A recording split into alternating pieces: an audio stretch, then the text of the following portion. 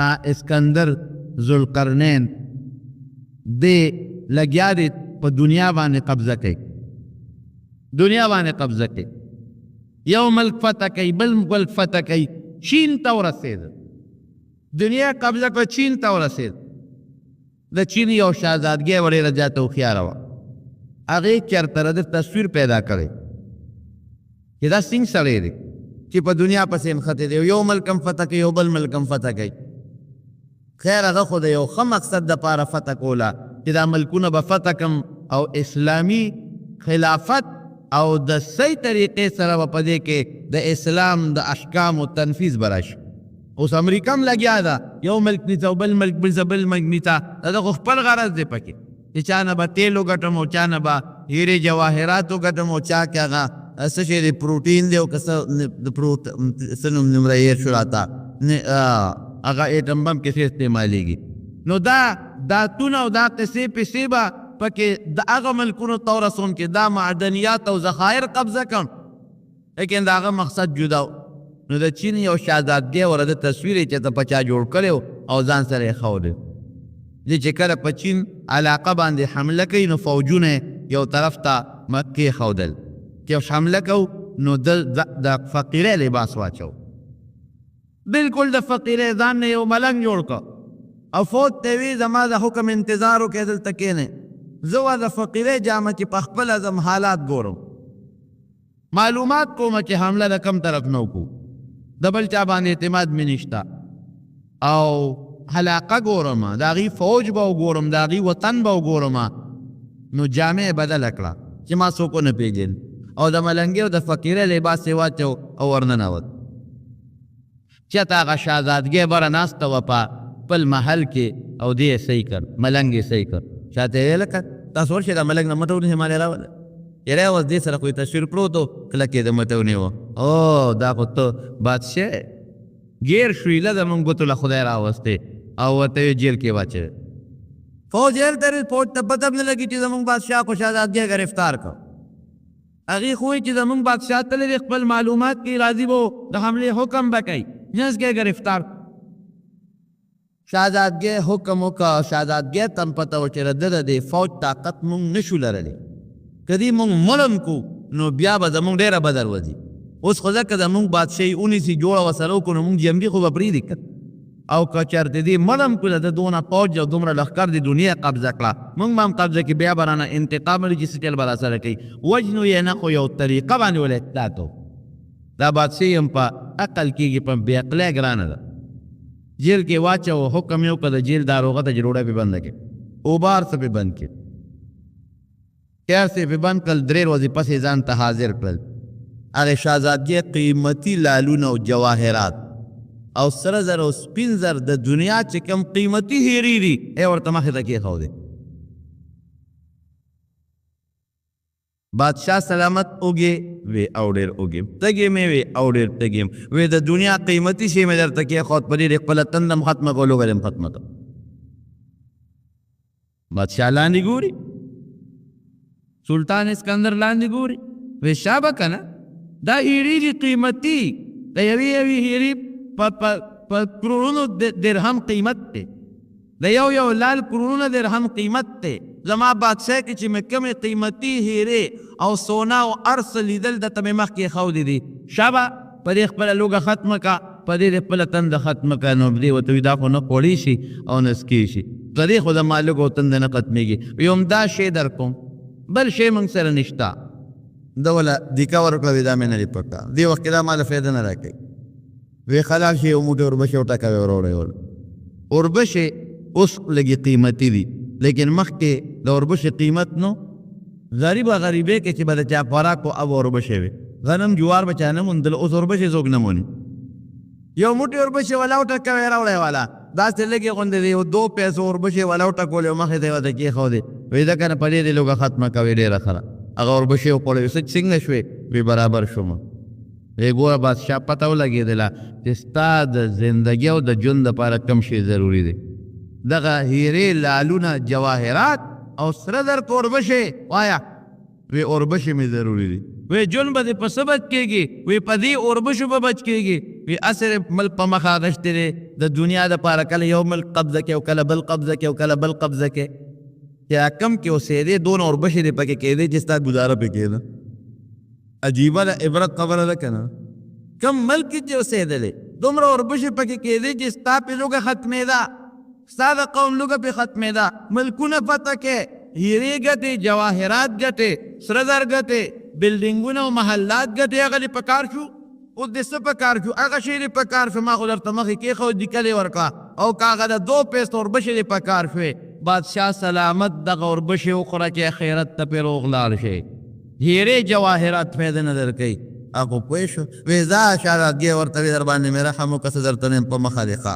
بادشاه فوج ته حکم وکړي بس دا ما دپاره عبرت دی ځای تیزو فوجونه واپس کړي نور مې د دنیا ګټې او د دنیا فتوحات نه دي پکار بس ځای فوج ته حکم وکړه ډېره علاقې مو فتح کړې خپل رب دې نه پس راضي کې او د اوربشو ډوډۍ وخوری مال پرېږدی دولت پرېږدی ولتنظر نفس ما قدمت لغد دا سوچ به وکړو چې مونږ قیامت له الله له څه وړي دي او څه مو ګټلي دي حدیث پاک کې راځي یو سړی ډېر زیات مالدار د قیامت پر ورځ به الله ځان ته مخامخ ودرئ بنده ما خو دله مال درکړی و که نه څه دې پکې کړي دي دولت مې درکړی و څه دې پکې کړي دي دی وایي الله ما خو پکې دونه تجارت وکړه که نه چې تا ماله زر راکړی و ما ته کلونه دبله جوړ کړل تا ماله 100 راکړی و ما دې درته اربونه جوړ کړل بلا بلډینګونه مې ترې جوړ کړل او ډېرې زیاتې مې کړی ده پیسې او زما پرېږده چې دنیا ته لاړ شم چې دلی راوړم الله ورته وایي حدیث کې راځي حضور پاک مبارک فرمایي شا پرېږده مخکې وګوره مخکې دې څه رالیږلي دي دنیا دې ختمه ده اوس هغه دنیا دې اوس نشته ولتنظر نفس ما قدمت لغد وګوره مخکې دې څه رالیږلي دي دې به ښي طرف ته وګورې الله مخکې خو څه نشته مخکې به وګورې الله اسم نشته ګس طرف ته به وګورې الله اسم نشته وی شا پرېږده چې مال دې ډېر کړی دی خو الهاکم التکاثر د دې مال ډېروالي غافل کړی وي د دې مخکې ژوند نه که نه د آخرت د ژوند نه وی لاس پونه به فرشتو ته حکم وکړي وبنیسي او اخر جهنم ته به ورغوزار کړي رونو موږ د دنیا مال او د دنیا د مال ګټې د دنیا جاه منصب او د دنیا دولت او د دنیا حرس او د دنیا مالونو دی غافل کړي و خیرت نیر کړي حضرت حسن بصری رحمه الله دا یو ډېر لوی شخصیت تیر شوی دی ډېر لوی شخصیت جناب دومره لوی سړی تیر شوی دی چې زموږ د احادیثو استاد دی او په بخاري شریف کې او دارنګې په دې ټولو کتابونو کې د احادیث نقل کېږي او جناب د تصوف په دې پیرانو کې د دې ټولو پیرانو پیر دی د ټولو په سلسله کې د ده نوم شامل دی یو زمانه کې تاجر و زبردست تاجر او ډېر زیات مالدارو بادشاهانو له به یې تحفې تحایف وړل نو د روم یو بادشاه هرقل بلا سامان یې راواغېشتو قیمتي قیمتي څیزونه او یې زه هغه له تحفه وړم چې څنګه راغې نو بادشاهانو ته خو نیغ په نیغه نزدېکت ګران دی یو دوست وزیر هغه له هم څه تحفه یوړه ورته وی وزیر صاحب ماله د بادشاه نه د ملاقات ټیم واله ما وله څه تحفې تحایف راوړي دي ملاقات به م ورسره وکړو او تحفې تحایف به م وله ورکړو وزیر ورته وی چې داسې پروګرام دی چې اوس نه کېږي بادشاه چېرته روان دی او یو ناشنا سیل دی ته به هم را سره لاړ شئ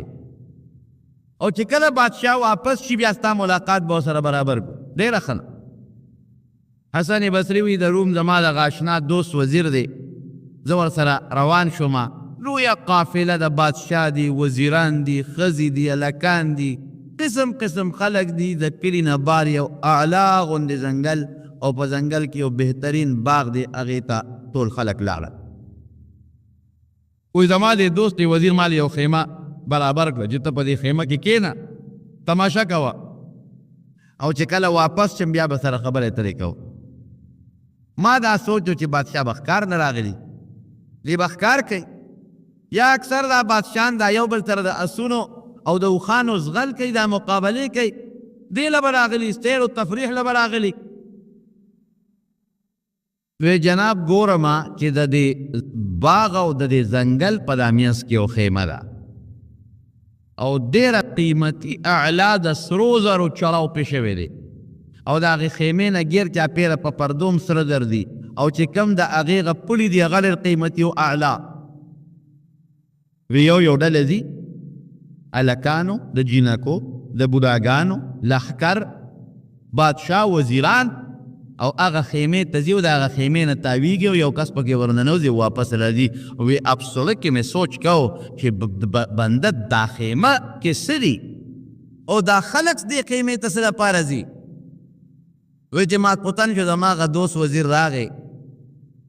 او ما سره کېناست مې چې لکه ما خو سهر نه اوسه پورې لویه تماشه ولیدله خو په دې مې پوه کړه چې دا څه شی دی یاره سړی وی زمونږ بادشاه دی خو د هغه یو زوی عمر دی او دې خیمه کې د هغه قبر دی او دا نن د هغه عرس و کال په کال د هغه برسي کېږي عرس کېږي او دا تا چې څو لیدل دا کار کوو دا تاسو څو کړل وی تا ولیدل لومبې چې یو ډله ورله لویه ډله دا د ټول روم طبیبان او ډاکټران او حکیمان دی ورغلل او د بادشاه د هغه خیمې نه چکر یې ولګو او چې مشر ډاکټر او طبیب و هغه بیا وردن نه شو او د بادشاه د هغه زوی خیمه چې زوی قبر کم ځای دی هغې ته وردنوت او ورته وي د بادشاه زویه مونږ تا پسې ډېر خفه یو بادشاه خفه دی مونږ د ټول روم ډاکټري طب او حکمت راوړی دی که په ډاکټرۍ او طب او په حکمت ته جمدی کېږي نو چې څومره خواري د مونږ یې کوو مونږ کوشش کوو چې تا جمدی کو چې بادشاه خوشحاله شي خو افسوس د مرګ مرض داسې مرض دی چې هغې مرض په چاو لګي نو په طب او په ډاکټرۍ واپس دا بیماري نه دی داسې درونو که نه ده یو بیماري ده چې هغه دا ناقابل علاج ده چې هغې ته بوډاپه وایي بوډاوالی چې راغی سړی ځوانېږي نه او دویم مرګ چې راغی نه د ډاکټر بچ کولی شي نه د ساینسدان بچ کولی شي نه د امریکې او د بش د عارضي مجازي طاقتونه بچ کولی شي خبره ختم نو ډاکټر ورته وایي هغه مشر طبیبه چې افسوس د مرګ مرض داسې مرض دی چې د هغې علاج چا سره نشته دا بیماری کې راله سړی ته واپس نه خلاصېږي مونږ بې بسوي سلام علیکم وی ورپسې دویمه ډله تا ولیده چې ورننوته هلکان او جینکۍ او خشته ښکلې لباس والا او په ځان یې د کالو انبارونه جوړ کړي هغې ورغلل چې د بادشاه دوی مونږ په تا پسې ډېر زیات خفه یو او مونږ د ټول روم حسن راوړی دی بعض انساني هغه د حسن نه مجبور شي نو خبره مني نو مونږ حسن راوړی دی که ته په حسن جمدی کېږي تا نه زمونږ حسن قربان دا ټول حسن در نه قربانو افسوس معامله دی د هغې ذات سره ده چې د هغه په مقابله کې د دنیا حسن څه شی دی داسې ده که نه الله د چا په حسن څه کوي د حسینانو خشته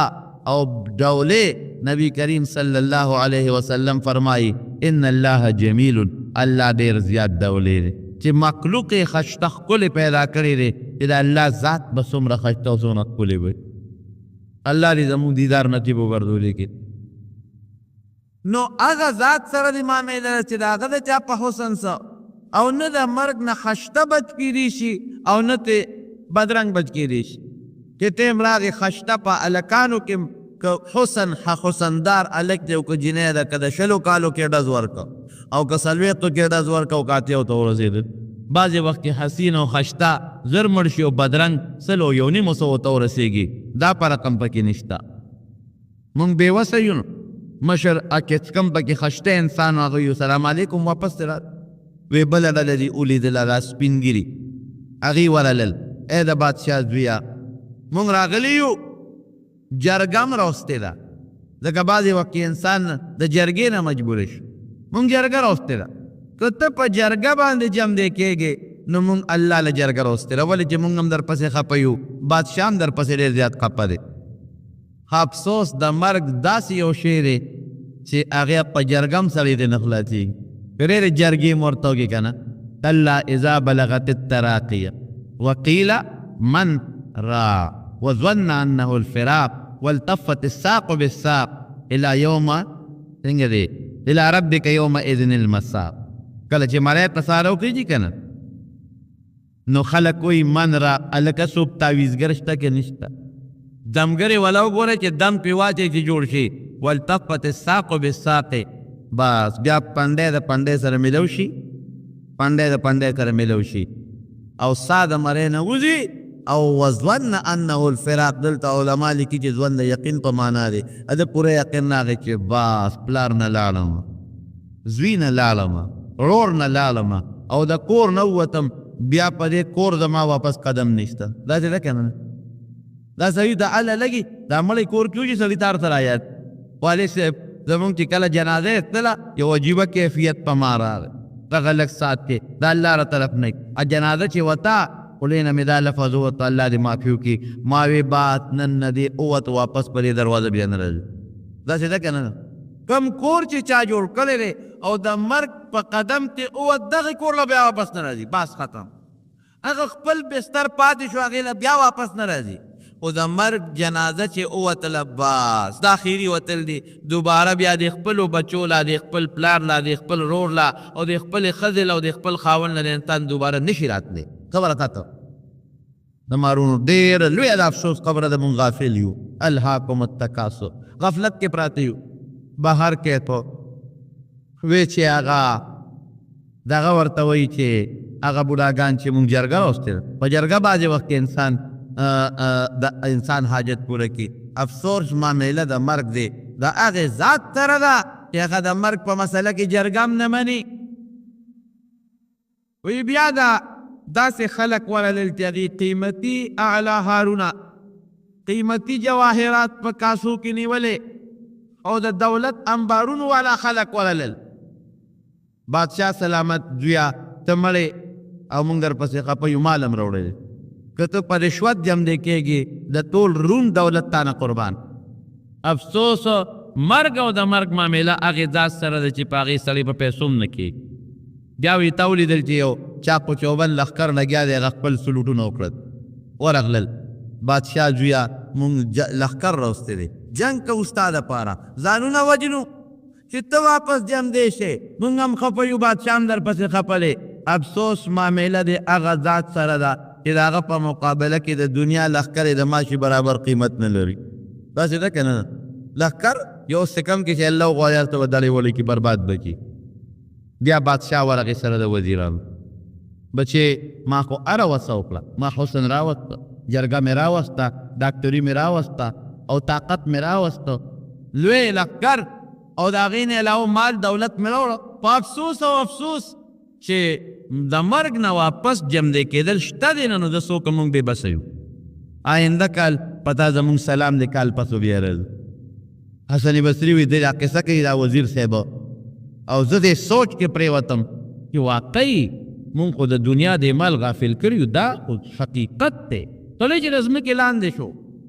دا خو حقیقت دی، نه مال بچپولی شي او چې کوم مال یې ګټلی دی هغه ترې پاتې، نه عزت بچپولی شي، نه علم بچپولی شي، او نه د دنیا دا بنگلې بچپولی شي، او نه د دنیا دا کلاشنکوف بچپولی شي، او نه ډاکټري بچپولی شي. دغه سړی چې واقعي لاړ بس خو لاړه، خدای خبر تا سره ملاقات کېږي او که نه، او چې کله به کېږي. که هم مسلمان مړ دی او ته مسلمان مړ شوې، ممکن د ملاقات به وشي یو وخت کې، او که هغه کافر لاړ الله دې وساتي، یا هغه مسلمان ته دې طور پسې کافر لاړې، خو بس همیشه دپاره دروازه د ملاقات بنده شوه. څه پته لګي د زندګۍ، څه پته لګي د خاتمې، څه پته لګي. پروردګار دې زموږ خاتمه بې ایمان وګرځوي. زما وروڼو حسن بصري وایي چې ده دا خبره وکړم چې با لاړم سلام علیکم، پاس مې قوالو له هغه وزیر صاحب مې چېرته ځې؟ تا خو وایي چې زه بادشاه سره ملاقات به کوم د هرقل سره، هغه نه د نفې مقلم وی بس نه مې اوس تا ملګرتیا په کار ده او نه د بادشاه باد. زما خو سترګې وغړېدلې، زما خو سترګې وغړېدلې. دا مونږ چې دا جنازه په دا مړي کوو، نو مونږ په دا کور په جومات کې ولې نه کوو؟ لکه دلته جنازه کېږي که نه، دلته ولې نه کوو؟ مقبرې له به ځو. او بیا شریعت وایي، نبی علیه السلام فرمایي چې جنازه دې په مړي وکړه، ورسره ایثار کړه تر دفنه پورې، چې 2 قیراته ثواب دې وشي. دې کې څه فایده ده؟ اوړي کې به هم مقبرې له ځې او ورسره به ایثارېږي، او په ژمي کې به هم ځې ایثارېږي به، وخت دې هم ضایع شو. دا دې دپاره چې دا مړی په خپلو لاسونو یوسئ.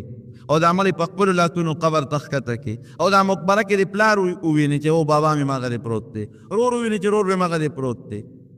او کور والا مو ویني چې هغه دی پروت دی، او بچی مو ویني چې هغه دی پروت دی. زه مو ورپسې را روان یم چې ته عبرت والې عبرت کفا بالموت واعظا، عبرت والې. نو حسن بصري عبرت واغشت چې عبرت یې واغشت څه ته جوړ شو، څه ته جوړ شو. جناب یو د په دې علاقه کې یو سړی دی ابو عمر، یې ګناه تېر شو، قرآن تېر شو. قرآن یادول ګران کار دی، ورونو یادو ساته ګورئ. قرآن یادول مستحب دی، سنت دی، یاد ساتل فرض دی، واجب دی. یادولو کې دومره ثواب نشته لکه چې په یېرولو کې څونه ګناه ده. نو قرآن تېر شو، چې قرآن تېر شو اوس هم چې داسې څه مسله پېښه چې خلک یو عالم پسې لاړ شي، یو نیک سړي پسې راشي. دغه زمانه کې حسن بصري نیک سړی ولا راغی صاحب قرآن نه یې دا غلطي مې شوې، دا ګناه مې کړې ده. نو دا بزرګانو په خوا به د علماو بزرګانو سړی له غوندې کلاو چې لږ یو کلو مه چې آینده دپاره داسې نه کوي. وی لاړ شه مکې مکرمې ته، هلته یو جومات دی په مینا کې، مسجد خیف ورته و، خیف بني کنانه دغه علاقې نوم دی. هلته زما یو استاد ذات دی، هغه ته ووایه دعا به درله وکړي، الله به درته قرآن د آیات. دی پیاده لاړ، صاحبه د بصرې نه عراق نه ځه، دا خو بلا مزل ده. مکې مکرمې ته ورسېد، دی پخپله وایي وی چې مکې مکرمې ته ورسېدم، بیا هغه مینا هغه جومات ته لاړم، وی د مازدیګر وخت نه لږ مخکې ورسېدم. وی چې ور ورسېدم نو هغسې کوم سړي راته تپوس مې وکړ، د نوم مې چې دا محراب کې ناست دی دغه سړی. وی ما وی چې ودرېږه دا خرش دی، څوک ته دعا غواړي، څوک ورسره لاس میلاوي، ملاقاتونه شروع دي، ودرېږه چې مونځ وشي زه به ورشم. وی یو سړی راغی د مانځه نه مخکې سپین څادر یې په سره چولې و، خو ما ونه پېژن، ما ته یې شا وه، زه سره لاس میلاو که واپس لا. وی چې ما مونځ وکړه زه ورغلم ورته کېناستم، ما ورته خپله مدعا ووي چې صاحب د عراق د بصرې نه راغلی یم او ما نه قرآن شریف حافظ ام قرآن مې هېر شوی دی، ګناه شوې ده او ګناه مې توبه ایستې ده، او ته د خدای دپاره ما د کلمه وښایه، وظیفه وښایه چې ما ته الله واپس هغه قرآن را یاد کړي. وی د زما د ده په زنګون د الله تاسې ښودرې، وی د دا سر داسې اسمان ته اوچت کړه، او چې سر یې را ښکته کړي، ما ته چې سوچ وکړه، وی چې سوچ مې وکړه قرآن مې یاد و، واپس الله را یاد کړی. او تپوس یې رانه وکړه چې توبه دې مضبوطه ایستې ده که نه؟ ما چې او صاحب بس معافي غواړم، بیا به نه کوم دا ګناه چې مې کړې ده پستومان. یې ما ته وایي چې عراق نه چا راولېږلې، بصرې نه. مې چې صاحب حسن بصري یاره وایي په حسن دی الله رحم وکړي، په دنیا کې د خلکو کې مشهور کړم. دا وختي دا سړی ولیده، دا چې د مانځه نه مخکې سپین څادر والا ما سره میلاو شو، جومات نه وته، مې صاحب ومېلید خو ما ته شا و، مې نه پېژن. خو تعجب مې په دې وکړه چې دې سړي مونځ ونه کړه او د جومات نه د مانځه نه مخکې ووته. وی دا حسن بصري و که نه؟ دا حسن بصري و، د هغه مانځه نه مخکې د عراق د بصرې نه دلته راځي او ما سره ملاقات کوي، د جمع مانځه نه بیا ځان بصرې عراق ته رسوي. دې باندې عام تړي د دې دنیا د څوټو دا مازغه چې را چا په عقل کې وي، هغه خو دماغ عقل ته ګوري. ډېر خلک خو د عقل له وجې نه ګمراهان شوي دي. هو دا کم ځای کېږي، دا جي د عقل کم ځای مني. طی الزمان او طی المکان دا لوی باب دی، لوی دروازه ده، لوی باب دی چې بعضې وخت انسان ته الله یو کرامت او شرافت ورکي، لږ ډېر کار په لږ وخت کې او ډېر کار په لږه زمانه کې او په لږ وخت کې کول، لکه نبی کریم صلی الله علیه وسلم چې په لږ وخت کې په سکندونو په حساب کې بیت المقدس ته یا معراج ته رسېږي. دا انسان خپل اختیار هم ني، الله له کې واچوي. دې ته کرامت وایي. کرامت د سړي اختیاري ني، الله کله وغواړي چې صادر کړي، چې ونه غواړي نه صادرېږي. نه چا دې تپوس وکړو دې مرتبې ته په څو رسېدلې؟ وی دې مرتبې ته هغې د بادشاه د زوی د مرګ په عبرت را ورسېدلو. زما ورونو دنیا ګټل ګناه نه ده، بالکل ګټه رزق حلال ګټل عبادت ته په دا نوټ هم درته لیکلي او دا مفهوم دی د حدیث. حلال رزق ګټل او خپلو بچو له روزي حلاله ګټل بېشکه کوه، او جومات به جوړ کې، لار به جوړه کې، غریب سره امداد به وکې، حج به وکې، عمره به وکې، نور چې هېڅ هم ني، د بل د سوال نه خو پې بچې که نه، د بل د احتیاج نه خو پې بچې که نه. چې جامه دې پې ځان له واخېسته او د جامه کې لمونځ وکړې، دې کې هم ثواب دی. او که کور ته دې بچو له بینګلی راوړې، ټماټر دې راوړل، هم دا نیت کوه چې دا ثواب ګټم. نبی علیہ السلام فرمایي کمن ولای چې د ښځې په خوله کې اجر دی، کې هم اجر او ثواب دی. هر شي چې غوټه کور ته وړې لکه دا وایه وی دا ثواب ګټم صدقه کوم په دې خپلو بچو په دې ښځه دا فرض صدقه ده د هغې ثواب د نفي نه زیات دی نو مال دولت ګټل ګناه نه د حضرت عثمان ته مونږ عثمان غني وایو دا غني لفظ ورته مونږ لقب ایښودی حضرت عثمان ذو النورین رضی الله عنه د ډېر مال دولت خاوند تبوک غزا کې 3 میاشتې لښکر سامان ټول د مهیا کړی عبدالرحمن ابن عوف د ډېر لوی مال دولت خاوند لیکن رو مال او دولت د آخرت په مقابله کې مقصد بنه ګرځي بس که د آخرت ګټه راله مال بال ته قربانې او که کوم ځای کې د الله او د رسول دا ستا مال پکار شو چې زکات ورکا دا د هغه پکار دی ضرور به یې له ورکا حج در باندې فرض کړه دا د هغه پکار دی چې دا مال ولګوه جومات جوړېږي یا لار جوړېږي یا بل مسکین ګاونډي دی یا یتیمانان دي دا هغوی غریبانان دي دا د الله پکار دی دی له ورکا نو بیا به دا مال باندې بروسه نه ساتي دا به هلته قربانې زمارونو ولتنظر نفس ما قدمت لغد یو سړی دی دا سوچو کې مونږ دې ته ګورو چې څونه مال به د مرګ نه پس پاتې شي مانه په دې کې مونږ ټول پراته یو څو بنګلې به والم او څونه موټرې به والم او څونه کارخانې به والم او څومره جایدادونه به والم دا خو تا نه پاتې دي که نه نو مونږ وروستو ته ګورو چې دونه شی ډېر کم چې مانه وروستو پاتې شي شریعت وایي ټیک ده وګټه بچو ته هم پرېږده نفقه پکې شته ثواب پکې شته پرېږده بچو ته خیر دی خو مخکې ولتنظر نفس ما قدمت لغد دې ته مو ګوره چې مخکې مې څه شی ولېږه ځکه ته چې کوم شي له روانې زیات حاجت خو د هغې ته دی که نه نو ما د ابو هریره رضی الله عنه خبره درته ونه کړله چې د مرګ په وخت کې جلل او ورته وایي ملګری ولې جالې د خپل دوست سره محبوب سره ملاقات دې کېږي وی سفر ډېر اوږد دی سامان را سره کم دی نو چې حضرت ابو هریره دا وایي نو مونږ پکې کم کوجاګان یو زما رونو دنیا ګټه حلاله حرامه نه ګورئ نمبر 1 اوږده دنیا بچو لم ورکه نفقه اوږته نصوت هم اوږته بچو لم اوږته ممنوع نه دی خو اخرت له مخکې ځان لولېږه چې کوم خواته ور روانې هغه لار ځان ته خشته که د نبی کریم صلی الله علیه وسلم په زمانه کې یو صحابي دی راغې سوال یې که او سوال لونو ګورې حرام دی نبی علیہ السلام مبارک ورته آواز کې وی دی خوا راشه دا سوال ولې کې حضور پاک مبارک فرمایي چې کم سړی په دنیا کې سوال کوي د قیامت پر ورځ به د ده په دې مخ د غوښې ټوټنې اډوکې به ښکاري او دا سوالګرې سړی په دنیا کې هم ځان له مخ زخمي کوي ځکه خلک خلکو ته بې حیا غوندې ښکاري او په آخرت کې هما درته وو چې تش اډوکي پنجرۍ او غوښه پکې نه دا به څومره بدشکله او بدنما ښکاري الله دې مو ساتي زمونږ بعضې خلک په دې کوڅو کې دا ملنګان ګرځي کچکول وسري او د خلکو نه خیر راغونډئ سوال کوي خیر غونډئ او زمونږ خلک بعضې خلک ورته په ډېر لوی نظر ګوري هلکه شریعت ته به ګورو د پیغمبر علیه السلام وینا ته به ګورو کم سړی چې سوالګر دا حرام خور دی چې سړی حرام خور شو او سوال کوي دا لوی سړی د کم ځای نه شو کم سړی چې سوال کوي او د کوڅو نه خیر راغونډئ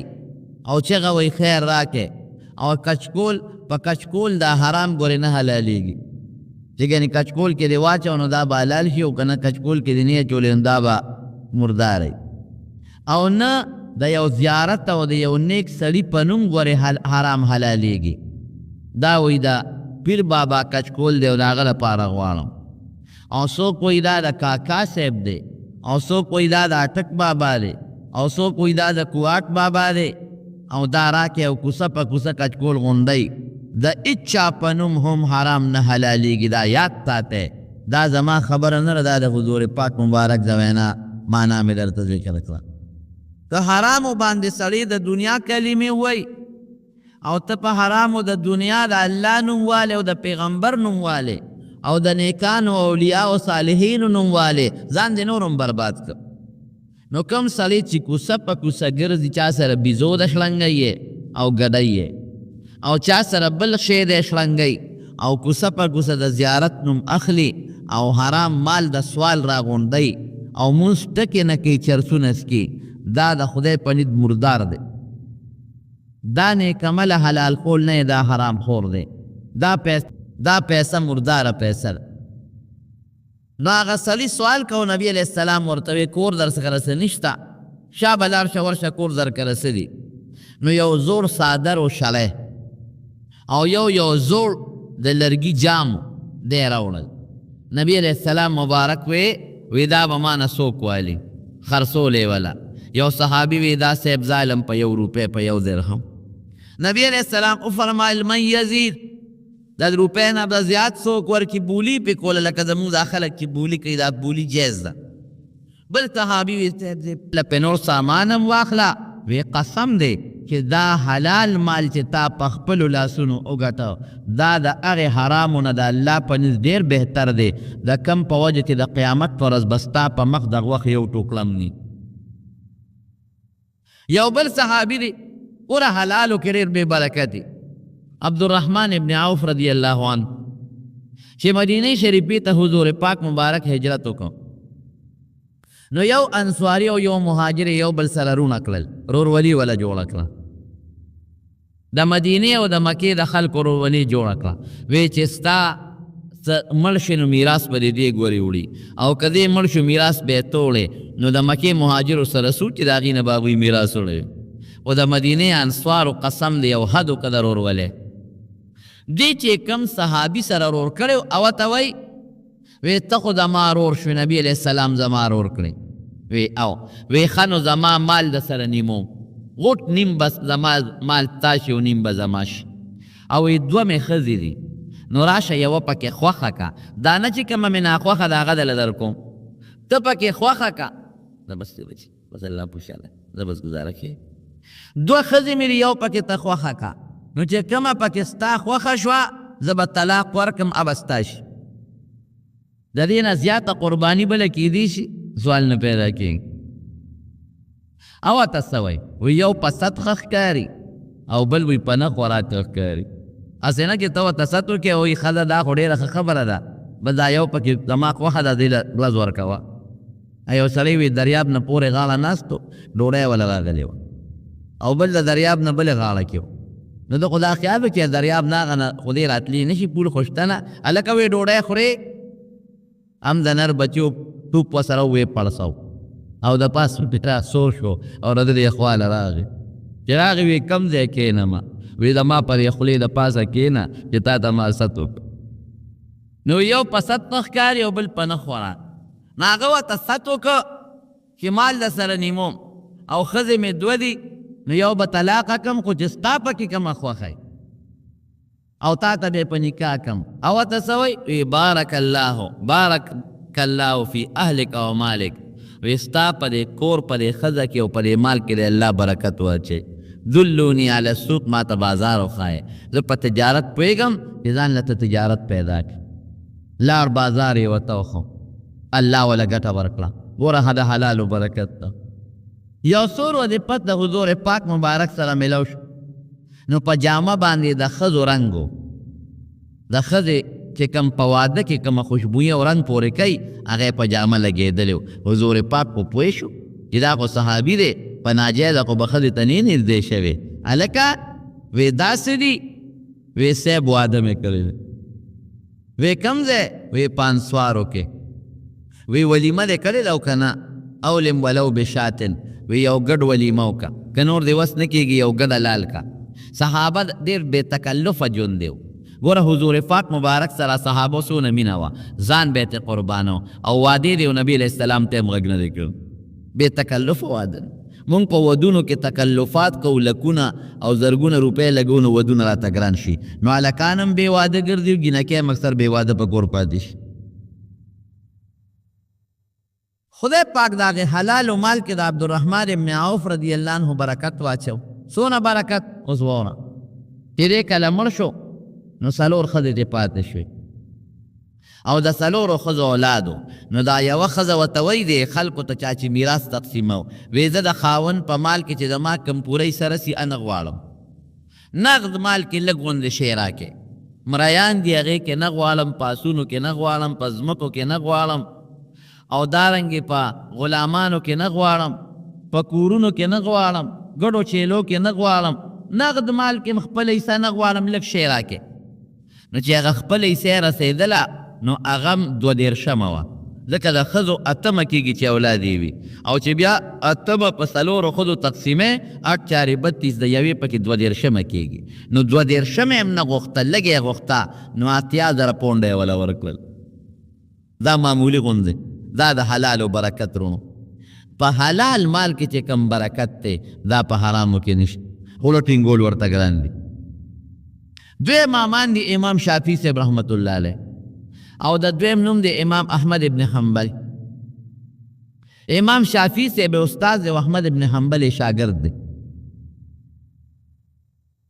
او ډیر نږدې شاگرد دی. او امام احمد ابن حنبل غوندې د زمانې ولی الله او زبرګ په دغه زمانه کې بل نو، ډیر نیک انسانو. نو یو ځل امام شافعي صاحب چې دی نو دی په یمن کې اوسېده، او احمد ابن حنبل دا په مصر کې دغه طرفونو کې اوسېده. نو امام شافعي صاحب یو قافله تلله، نو هغې له یو خط ورکړ، وی یاره تاسو چې دغه علاقې ته لاړ شئ هلته زما یو شاګرد احمد ابن حنبل یې نوم دی، زما دا خط وله ورکړي. قافله چې لاړه احمد ابن حنبل ته د خپل استاد شافعي صاحب خط ورکړ، هغې کې ورته لیکلي چې زما محترمه شاګرده احمد ابن حنبل ډېره زمانه وشو چې زما ستا ملاقات ونه شو، زوی مې غواړي چې زما ستا ملاقات وشي، نو تا ته چې کوم وخت کې فرصت یې ته په کلي نو ما ته جوابي خط راولېږه چې زه ستا ملاقات له درشم. ګوره دونه د ادب او د احترام دی، او نه وي چې ته راشه ملاقات له، نه چې تا ته کوم وخت فرصت یې چې زه ستا ملاقات له درشم. هم شاګرد لوی پکې نه و، کبر پکې نه، بس پوه شو. وی حضرت قافلې له خط ورکړه، وی په پلان کې تاریخ په پلان کې هر ورځ در روانېږم ستا ملاقات له، چې تاسو چېرته لاړ نه شئ. امام احمد ابن حنبل د خپل استاد د امام شافعي صاحب ملاقات له را روان دی. چې په کوم ورځ قافله را رسېدله نو شافعي صاحب خپلو شاګردانو ته وی زما یو شاګرد دی احمد ابن حنبل یې نوم دی، اخو ټولې دنیا پیژنده، د احادیثو لوی امام دی او د فقه د هغې استقبال به کوو. نو ټول شاګردان راووتل، د علاقې کې څومره خلک خبرېدل چې دا دونه علما سپینګري او دا امام شافعي صاحب په خپل او د هغه شاګردان دي، موږ به موځو. عوام هم ووتل. بادشاه چا نه تپوس وکړه لکه دا جلسه جلوس ته څه دی؟ وی دا د امام شافعي صاحب یو شاګرد احمد ابن حنبل را روان دی، د هغې استقبال له خلکو ته دی. په دومره لوی سړی دی چې شافعي صاحب او دا ټول علما استقبال کوي، هلکه وزیرانو موږ به هم استقبال له لاړ شو. بادشاه سره د وزیرانو او د ممبرانو مروت، ټولې لارې کوڅې ډکې دي. قافله راورسېده، احمد ابن حنبل پکې د ملاقات سلام کلام وشو. بادشاه وی شافعي صاحب ته وی حضرت ستا دا میلمه به زه میلمه کوم، دی به ما سره شاهي محل کې میلمه او ډوډۍ به وله زه ورخوم. ورونو امام شافعي صاحب ډېر زیات مهمان نوازو، میلمه دوست انسانو. بادشاه ته وی نه صاحب دی به زما میلمه ما راغوښتی دی او زما د ده د ملاقات شوق او چې دی زما میلمه نو صاحب ته ستا وزیران به هم پکې میلمانه یې. درستخان ولګېد، احمد ابن حنبل دی ورسره نور ملګري دي، او امام شافعي صاحب دی د هغه شاګردان د علاقې علما بادشاه وزیران په درستخان ډوډۍ پرته ده، ډوډۍ خوړلې کېږي. ورونو که ستاسو خیالي نو خلک په ډوډۍ کې میلمه ته نیغ نیغ ګوري چې د ده څه خوښ دي او دی څه خوري او څه ته یې ضرورت دی، اوبو ته، شربت ته، ډوډۍ ته، ترکارۍ ته. نو د خلکو نظر هم احمد ابن حنبل ته. ډوډۍ خلکو وخوړه او لاسونه بند کړل او دی همغسې لګیا دی ډوډۍ خوري او زر زر لګیا دی. نو چې زر زر هم خوري او د خلکو نه وروسته هم بس کوي، نو دا د دې خبرې نښه ده چې دا سړی ډېر وږی دی او یا ډوډۍ ډېره زیاته خوښه ده. نو بادشاه هم ورته داسې پترس ګوري، وزیران هم ورته ګوري، او چې څوک خدمت کوي هغې هم ورته ګوري، او خلک یو بل سره خاندي چې عجیبه نیک سړی دی.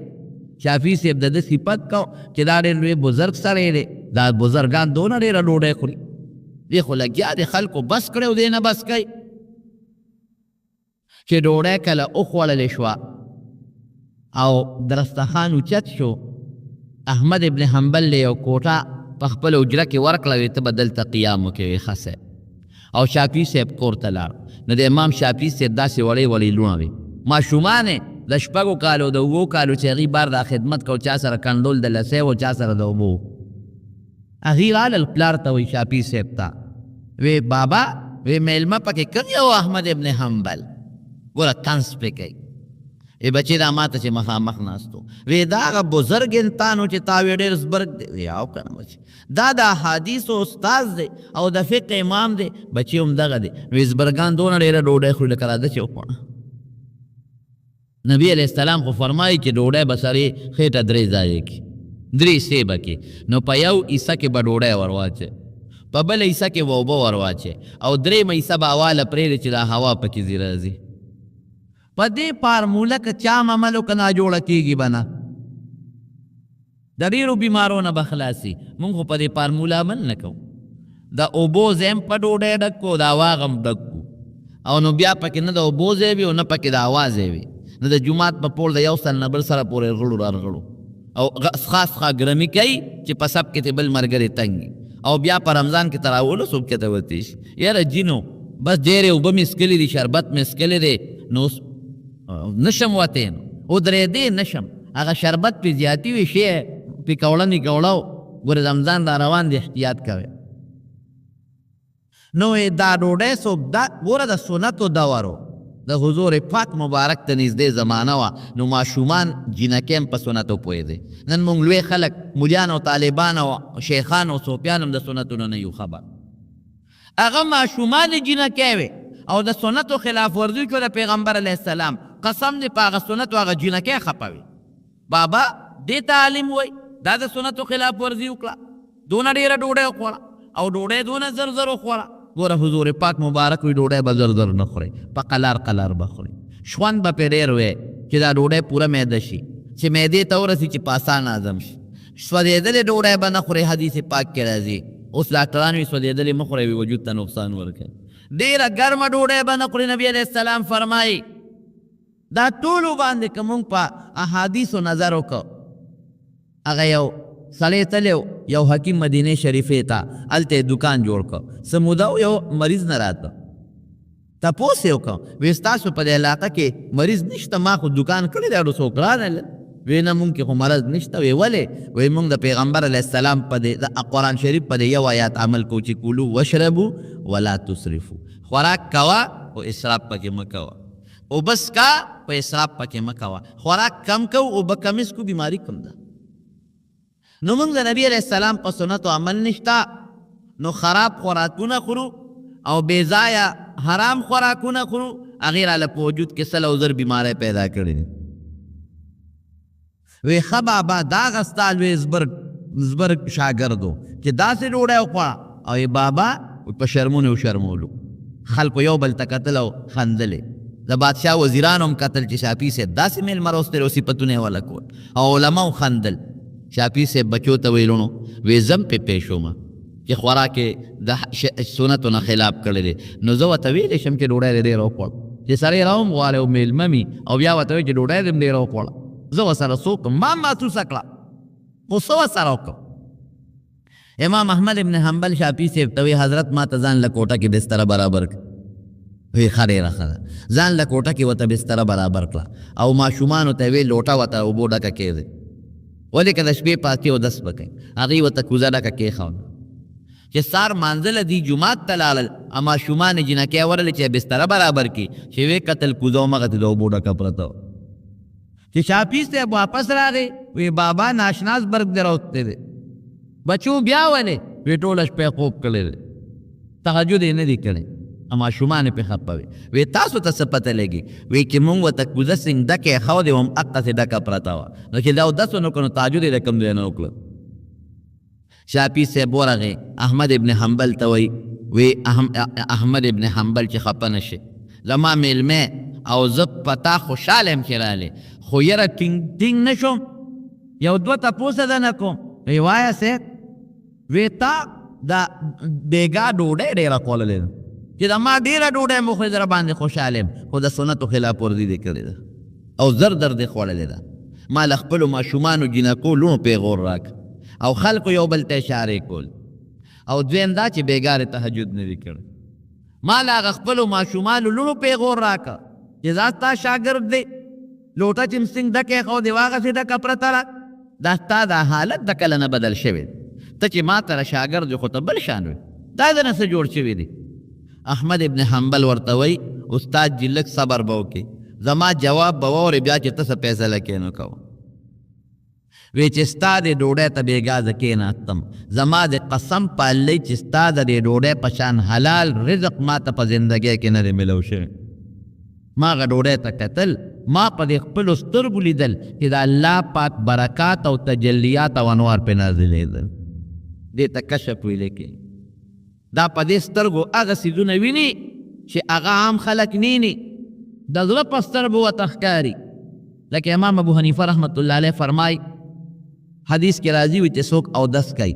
او دې په مخ اوبه واچوي نو د مخ ګناهونه ترې دې اودس اوبو سره ورجېږي که په خولې څه ګناه کړي په سترګو یې کړي په غوږونو یې کړي او چې دې په لاسونو اوبه واچوي نو په لاس چې کوم واړه ګناهونه کړي هغه ته اوبو سره لاندې پرېوځي او چې په خپو باندې اوبه واچوي نو چې کوم ګناهونه یې په خپو کړي نو هغه ته اوبو سره پرېوځي امام صاحب وایي دا ګناهونه مونږ ته په سترګو ښکاري کې غورځېږي وره ګناه خو په سترګو نه ښکاري خو دا یو کشف شو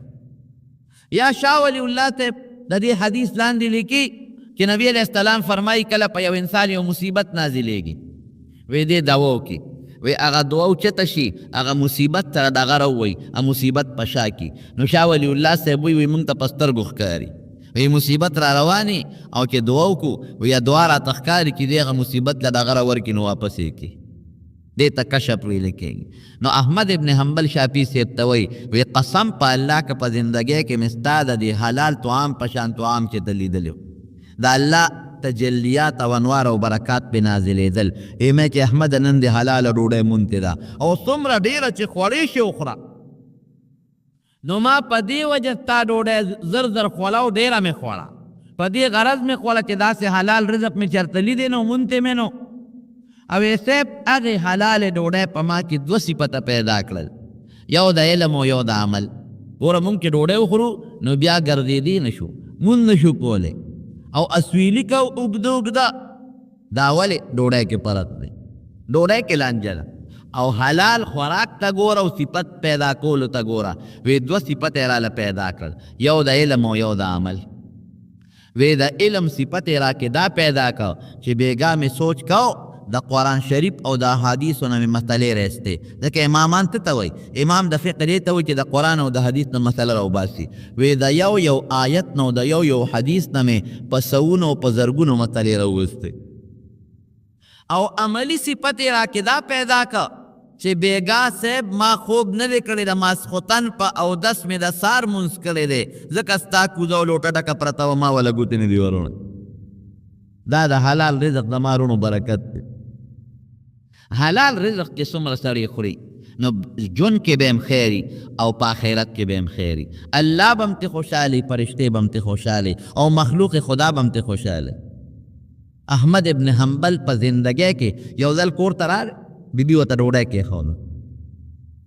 چې د نوړۍ اوچته کړله نو واپس یې کېښوله وی دا خو حرامه ده ما له تې د حرامو بدبویي راله دومره د کشف خاوند بیبي ورته وی صاحب اوړه تا راوړي دي مالګه تا ده او خشاک تا راوړی دی نو حرام پکې له کومې راغلی وی بس ما له تې د حرامو بدبویي راځي نو سوچ به وکړو او یاد مې شو خمبیره مې د پلان کې کوره راوړې ده معلومیږي دا چې دې خمبیره کې څه چلو ډوډۍ ونه خوړه وی دا ته وکړه چې دا ډوډۍ کېده او که څوک سوالګرې فقیر راځي هغه لی ورکړه خو دا ورته ووایه چې احمد ابن حنبل ورې نه خوري چې سوالګرې به راغې سوال به یې وکړه ډوډۍ به یې ورولېږله وی دا ډوډۍ مونږ کرله احمد ابن حنبل نه ده خوړلې نو هم داسې سوالګري نو لکه دا زمونږ د زمانې سوالګري چې پنځه د لشلۍ یا د لستونه شتې په زور یې د پېښور کې و زه په لار روان وم چې لټکوټې غوندې د ما د خپې ته چا راټوپ کړې ما ډو خیال داسې پوټینې غوندې سوکل خدای پاک ویرېدم چې دا څه شی را پورې وجنګې چې مې وکتل خپله لوسې کلکه نیولې ده او پورې وې ځان ویشا پیسې راکوه ما یې لږ نیک بخته اقوا کړم انا خو دغه لاسونه ټول جامې د ټولې څخه ګنده کړې دا څه کې ښه دا ښځې وي دا پلیتې ښځې خدای دې زموږ دا معاشره په خیر خلاصه کړي او د سوال په داسې انداز غواړي چې د ګناه دعوت خلکو له ورکوي دې ته کتل ګناه دي حرام دي دې خلکو له پیسې ورکول حرام دي دا مونږ په دې پیسو دې سوال سره بلدې کړې چې د ګناه کار کوي او د ګناه په انداز سوال کوي، دې له پیسې مو ورکوئ، رته هم خو دې له پیسې مو ورکوئ، دا نور هم بلدېږي. نه هغه سوالګر هم داسې نو وی ښه احمد ابن حنبل نه ده خوړلې وی وی چې هغه نه ده خوړلې زمونږ څه کار دی چې مونږ یې خورو. یو ځل امام احمد ابن حنبل پورته تپوس وکړ، وی هغه ډوډۍ چې ما نه خوړه څه شوه؟ وی صاحب نه تا خوړه نه سوالګرو خوړه، مونږ د دجلې دریاب ته وغورځوله. امام احمد ابن حنبل په خپله زندګۍ کې د دجلې د دریاب کب ونه خوړو چې دا ډوډۍ به د کم کب جېډې دته دي. حالانکې په شریعت کې داسې کب خوړل ګناه نه ده، کب مکلف نه دی، کب ته که حرام خوراک هم واچوي او هغه وخوري او یو سړی هغه کب وخوري نو دلته ګناه نشته، لیکن دا د هغې احتیاط و، حلال خوراک به یې خوړه او د مشتبې نه به یې ځان ساته. رونو برکت یې سو 100 کرته رب العالمین په خوب کې لیدلی دی، 100 کرته. یو کم 100 کرته چې ولید نو په 30 کرته یې وی یاره ویله کې مې یو سوچ راغی که دې 30 کرت مې لولید یو تپوس پتې کوم. څه تپوس پتې کې؟ دا تپوس پتې کوم چې الله هغه شی راته وښایي چې تا ته پې بنده ډېر زیات در نږدې کېږي. نو چې په 30 کرته الله په خوب کې ولید وی الله یو سوال درنه کوم، وایه هغه شی راته وښایي چې تا ته پې بنده ډېر در نږدې کېږي. وی دا زما په کتاب په قرآن باندې څوک چې د قرآن شریف تلاوت څونه زیات کوي هغه مره به دې ما ته زیات را نږدې کېږي. نو عجیبه تپوس دې کوي بې فهم او بغیر فهم. صاحب ته طریق په معنا پیږي او که پې نه پیږي؟ ځکه ډېر خلک تلاوت کوي په معنا یې پوهېږي او د عوام رونه خو چې تلاوت کوي په معنا یې نه پوهېږي. نو په کومه طریقه چې تلاوت وکړي تا ته نږدې کېږي؟ الله وی قرأ بفهم او بغیر فهم، که پې پوهېږي او که نه پوهېږي خو چې ژبه پې رقی ما ته او پې زیات را نږدې کېږي. دومره لوی شخصیت زما رونو او اطلاعات هم په نیکانو ګوره ډېر راځي. بعضې وخت یو نیک سړي باندې ته ازمایش راشي، خلک وایي دا جوړ د خدای قهر او غضب دی، په دې یو لوی ابتلا راغلی و. کومه زمانه کې چې دی و د هغې زمانې چې کوم بادشاه و هغه معتزلي و. دا یو خراب عقیده وه د معتزله په هغه زمانه کې. او یو لویه مسله تاسو پې نه پوهېږئ، طالبان او مولیان پې پوهېږي، مسله د خلق القرآن. هغه د بادشاه جدا نظریه وه، د جدا نظریه وه. بادشاه راونیوه او کوړی یې وله ورکولې او په کولو مجلس کې د دنیا په زرګونو خلک دي او د شاګردان هم تللی دي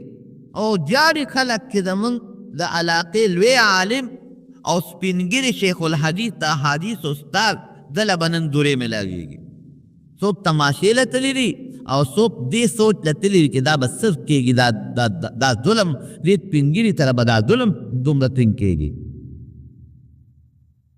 او رښتیا خبره چې مې که نه نو د سپینو ډکو نه الله وایي ما له حیا راځي.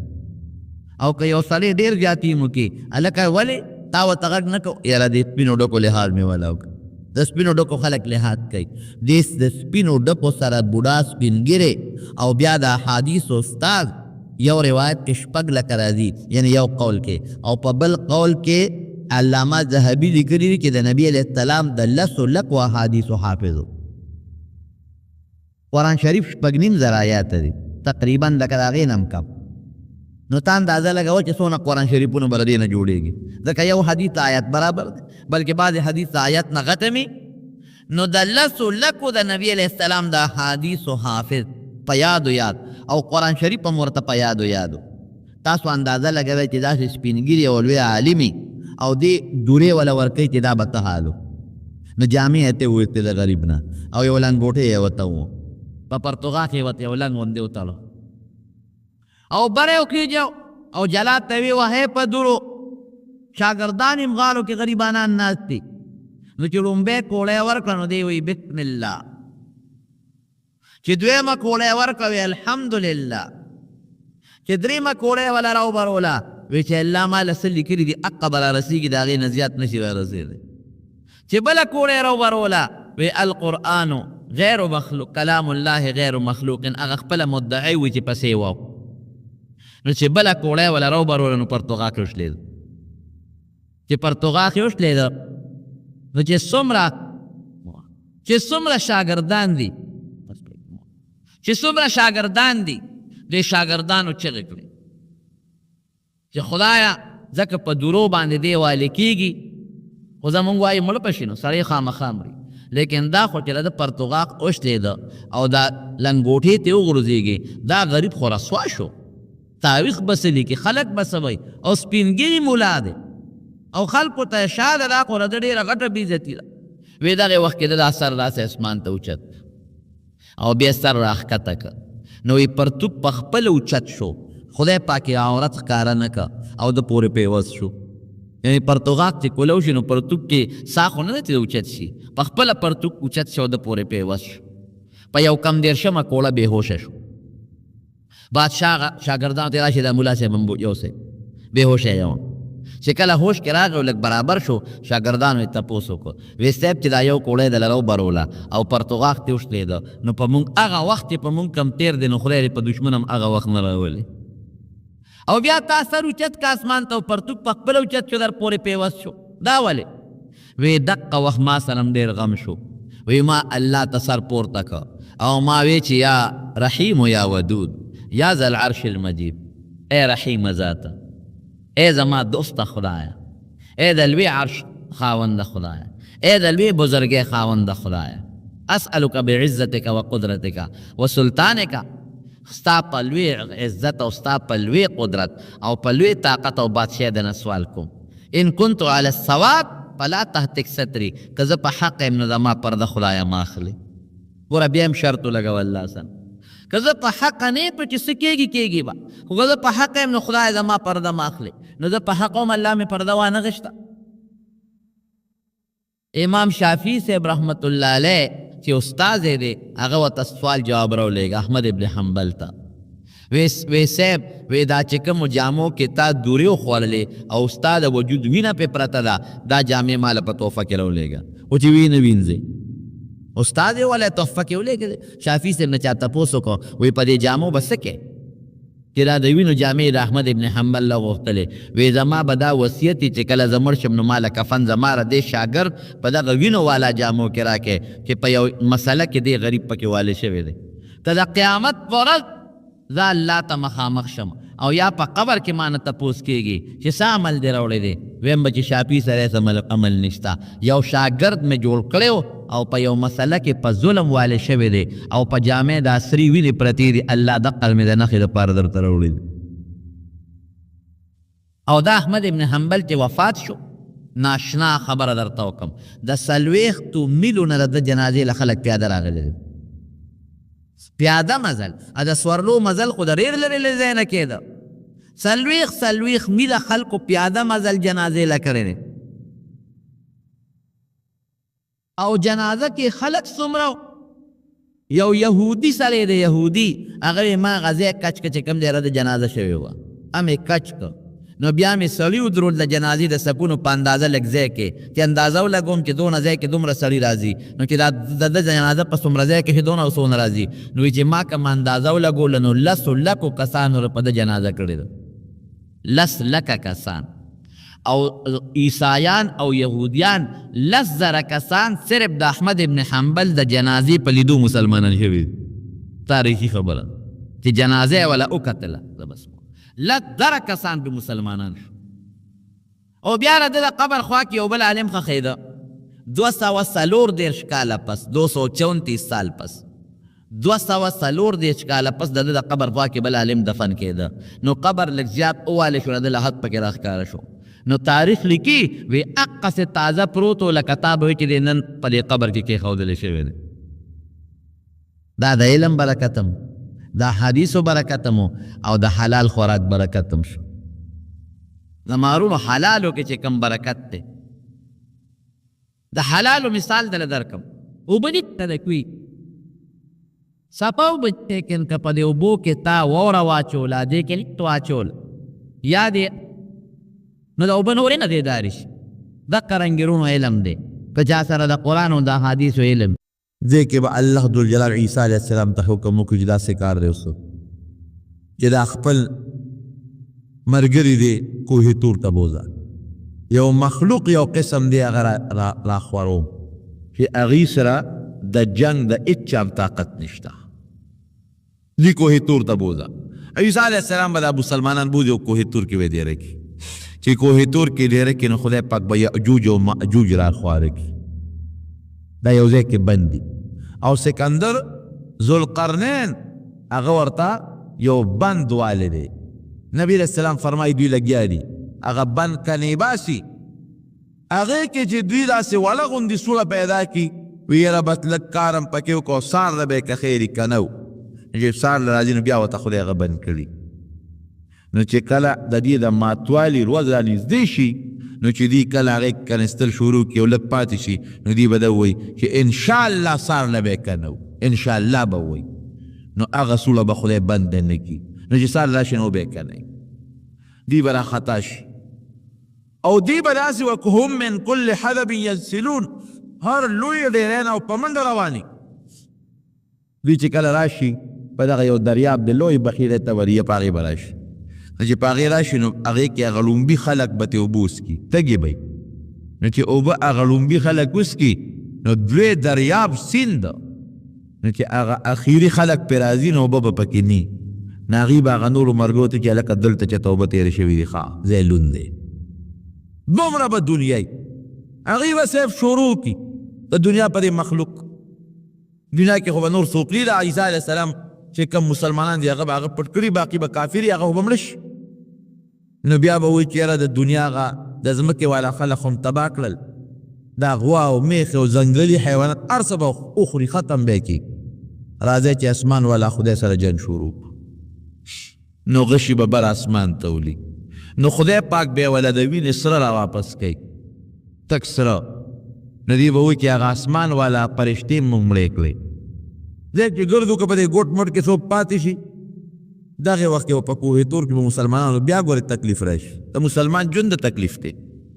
دا یې تکلیف به راشي چې نبی علیه السلام فرمایي د سلو اشرفونه به هغوی له یو د هغوی سر بهتري سل اشرفې به ورکوي خو د هغوی یو سر به پیل خو بیا نه ورکوي وله وی به نه دومره به تکلیف کې وي عیسی علیه السلام به خدای ته زاري شروع کړي چې خدای دا پس مصیبت په بل لانجه وړی خدای دا قوم هلاک کړي نو خدای پاک به د هغوی په دې اولو په دې ترخونو کې دانې راوخېږي ټول به داسې مړه شي لکه یو سړی ته یو ځل به ټول مړه شي چې مړه شي عیسی علیه السلام ته به خدای وایي چې دشمن دې هلاک شو راځه اوس عیسی علیه السلام سره د ملګرو چې بار ته راوځي نو ټوله ځمکه به یو لیش ځای به داسې نه چې هغه د یاجوج او ماجوج نه خالي نه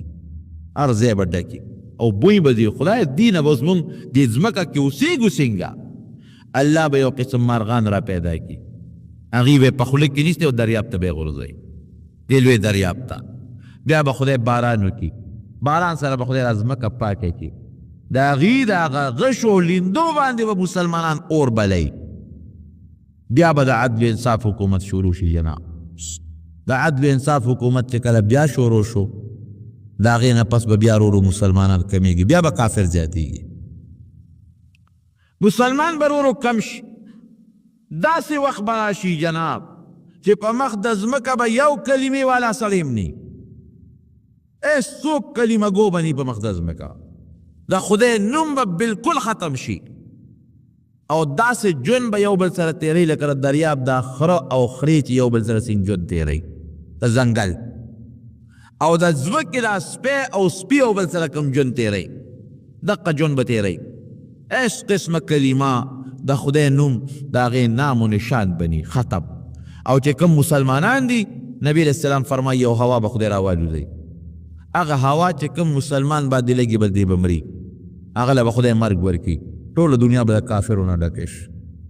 بیا به مال خدای راخور کړي دغې وخت به الله د انور د مغرب نه را مشرق طرف ته راوخېږي نور به رواني مشرق ته مغرب طرف ته به کوزېږي الله ذوالجلال به دوی واپس شه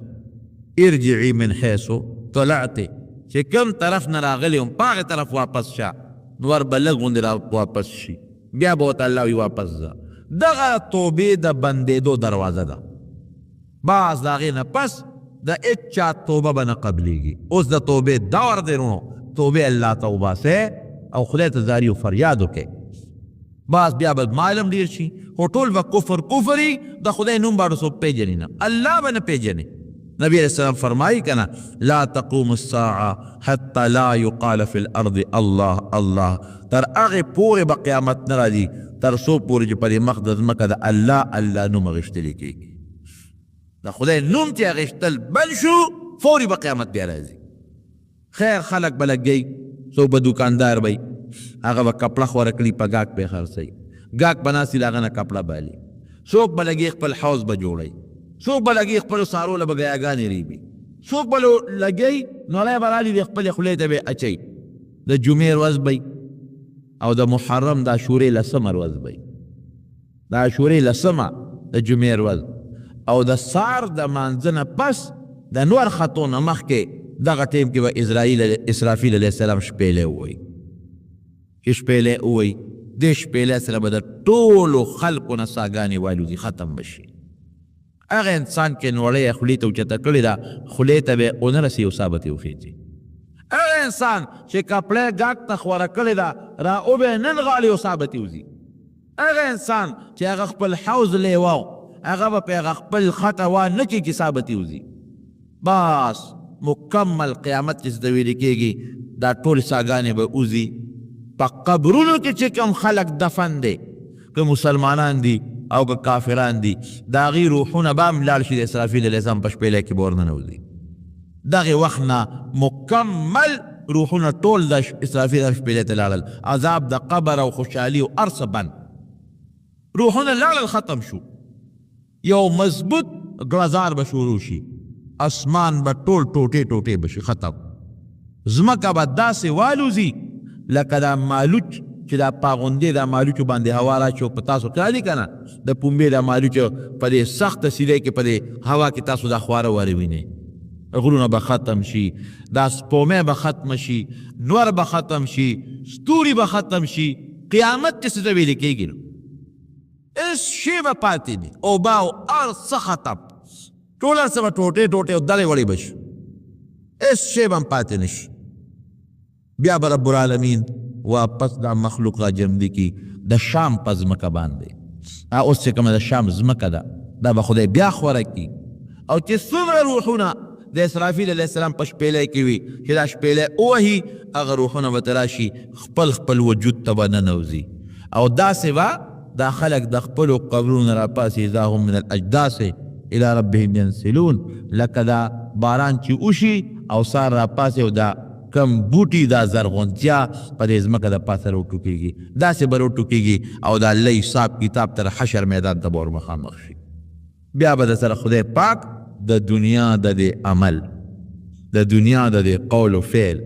د دنیا د دې مال او دولت د دې به را سره الله حساب کتاب کوي. افحسبتم انما خلقناکم عبثا وانکم الینا لا ترجعون. تاسو څه خیال دی چې ګنې ما بس پیدا کړی یا خدای پاک فرمایي ما ته باړو دوباره ستاسو واړو پیشي بیا ونه شي؟ دا چرې نه کېږي، دومره نظام الله پیدا کړی دی. مونږ به خدای ته مخامخ کېږو، الله به مونږ نه تپوس کوي څه دې ویلي دي او څه دې کړي دي او څه دې ګټلي دي او څه دې خرچ کړي دي. باقاعده خدای تپوس کوي څه عمل دې کړی دی او که دې نه دی کړی. ورونو دا لوی مصیبتونه، تکالیف او دا لوی ابتلاعات زموږ د مسلمان په سر دي. کومې وړې وړې نښې د قیامت خود فورا راغلي دي. لکه نبي صاحب فرمایي د مور پلار بېعزتي به شروع شي، مور او پلار به څوک خیال نه ساتي، نافرماني به شروع شي. دا یوه نښه شته که نشته؟ بلکل ښکاره. د مور او د پلار خیال بني او د دوستانو خیال بی. د دوستانو تعلقات به وي، د مور او پلار بني. نری جامې به ښځې واغوندي، شته که نشته؟ ښکاره خبرې دي. سړي به د ښځو تابع شي، شته او که نشته؟ ښکاره خبرې دي. فحاشي او بدعملي به خوره شي، هغه فحاشي او بدعملي خوره ده. او د قوم مشران به رزیلان بی، کوم چې نیکان خلک یې هغې به د قوم د مشرونو توبه وباسي، هغې به موږ د قوم مشرۍ نالو. او چې کوم رزیلان ساد القوم ارذلهم، نه قوم سیادت او سرداری به د رزیلو او د کمینو